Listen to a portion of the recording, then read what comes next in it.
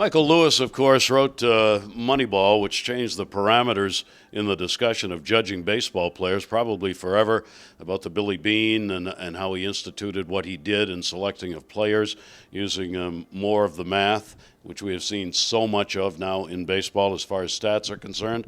It's very hard to define this book by Michael Lewis called The Undoing Project. This is about a couple of psychologists, one of whom would win a number of awards later in life. And their research in 8 select papers, and only 8 that took place over decades, in defining how the mind reacts to different situations in life. And the scary part of it is how much of what we do and the decisions that we make are based on parameters set in the mind that are not reality. The mind, they discovered, tends to take the easiest route in getting to the solution of a problem, whether or not the facts warrant it or not.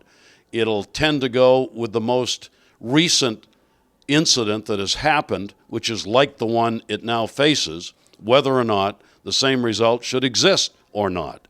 The examples in this book are simple. The underlying philosophy is extremely complicated. But as was true in Lewis's book about baseball, where you need to look beyond what just agents see and hear about players and need to look at specific numbers, the same thing is true in life in making decisions. It's not just what we have done before. It's not just what seems to be the correct answer at that moment in time. You really need to step back and think about the situation. This is a book it's not an easy read. And if you take it, you're going to have to go back pages. You'll read 5, you'll go back 2, read 10 more, and go back 3 just to think about what it is that they are talking about.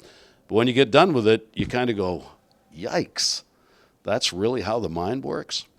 That's what this book is all about.